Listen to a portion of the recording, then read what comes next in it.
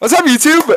So we are back again with another PB Hecarim video, and today we're going to be doing a recommendation that I saw quite a few of you asking for, which is Iceborne Gauntlet Hecarim.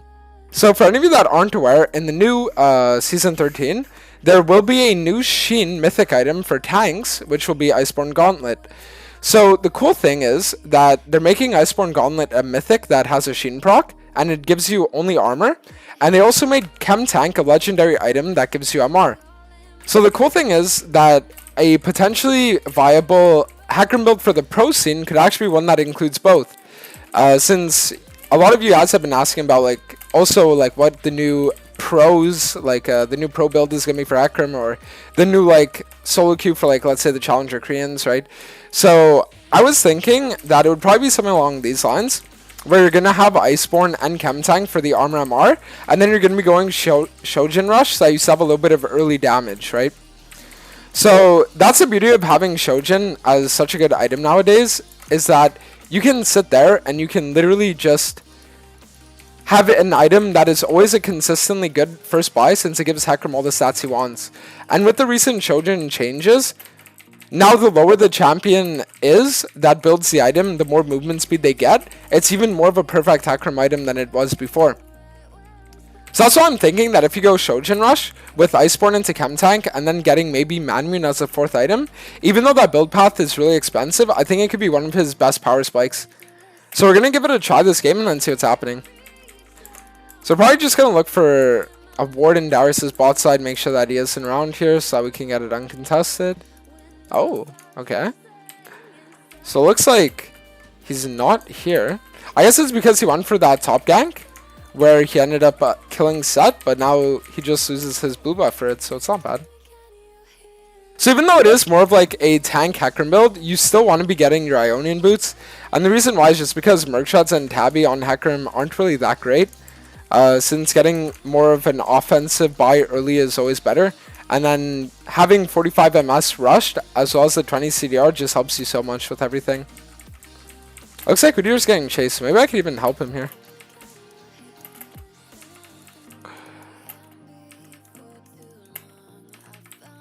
Alright, so we're just going to smite that. Nice. I can just stay on Darius here.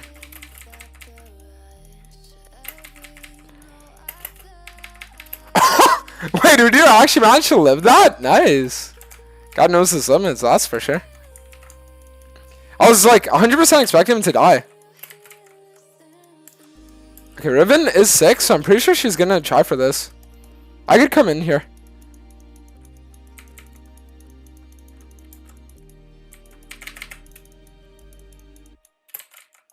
Alright. So he managed to force the Gangplank ult, which is honestly fun. I don't want to try for an ult on her, because if I do and I start tanking right away, I'm going to die. But if we can crash this tower, then maybe I could actually look for it.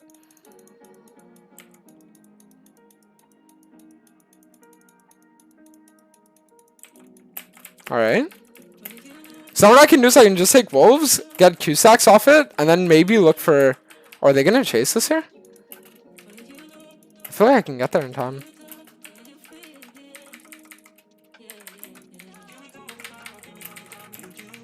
That's one? I think we got Darius too. Okay, the thing is, I just see him run off so that Yumi can get to me.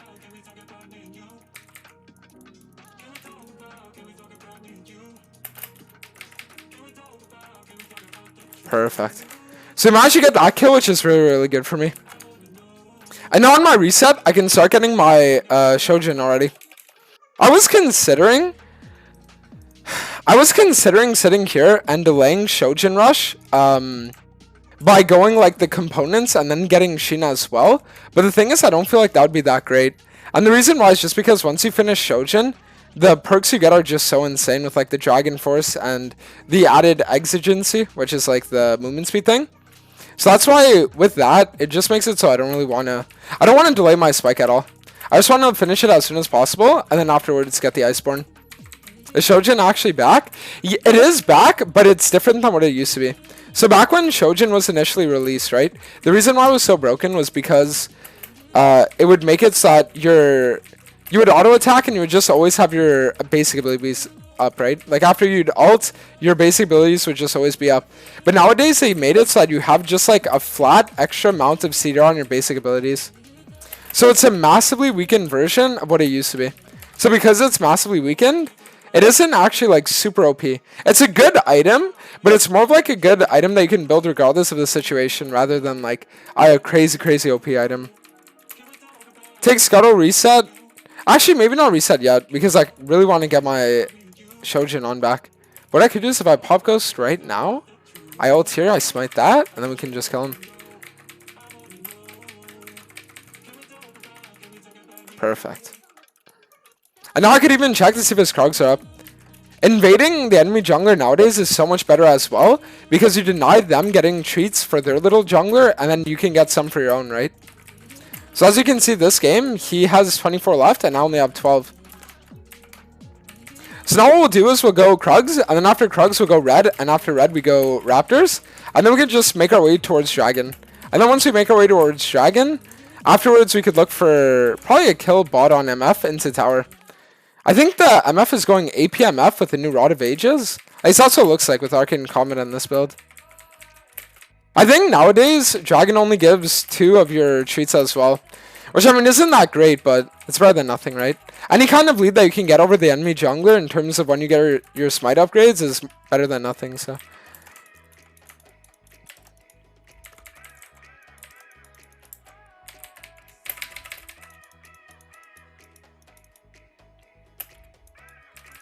Alright, you know what? We'll just Herald mid open then.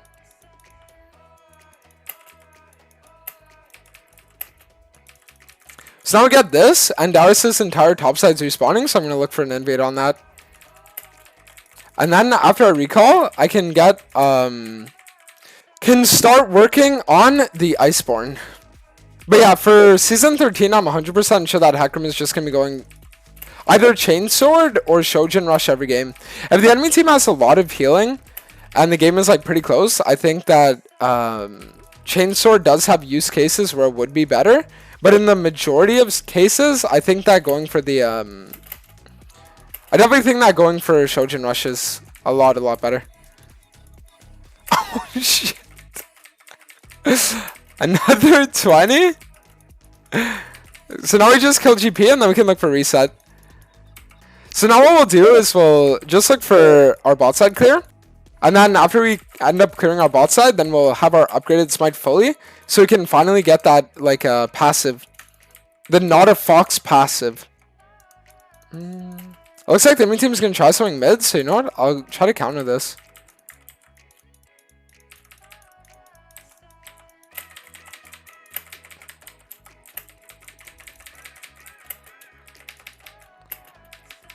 Oh, he actually took the bait.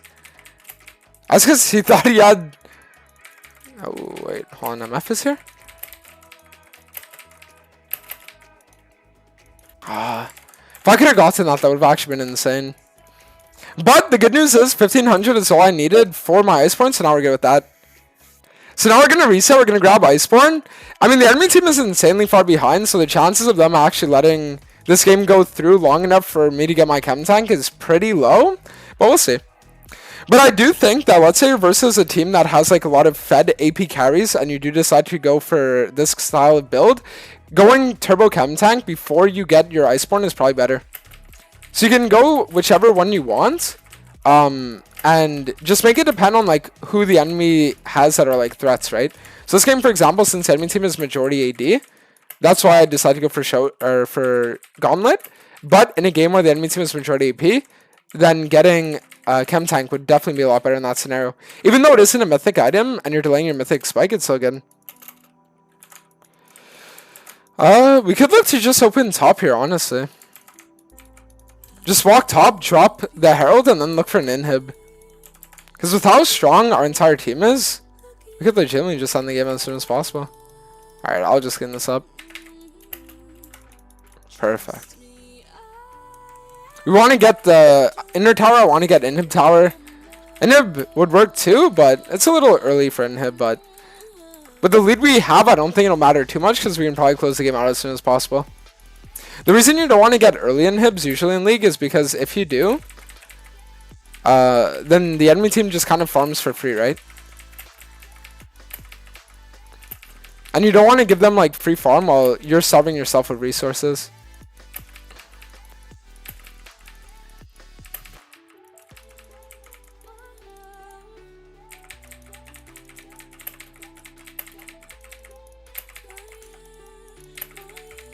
Bro, this AoE slow field actually feels really nice.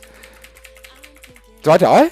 I actually died there. Okay, I wasn't expecting to. But the good news is that since I died with like 2800, I'll have enough for my chem tank. So we can see what the 3-item power spike feels like.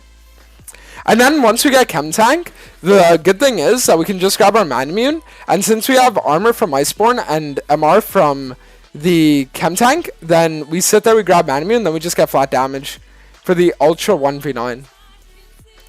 Wait, the game ends before we get chem tank. Oh wait, we got it. Okay, so technically we managed to get our 3-item spike this game, so that's good. But that being said, that's the tank Hecarim video. If you guys enjoyed it, be sure to leave a like. Sub if you haven't already. And if you guys have any other build recommendations, be sure to leave them in the comment section below. But, hope you guys enjoyed the video, and I will see you for the next one. Peace.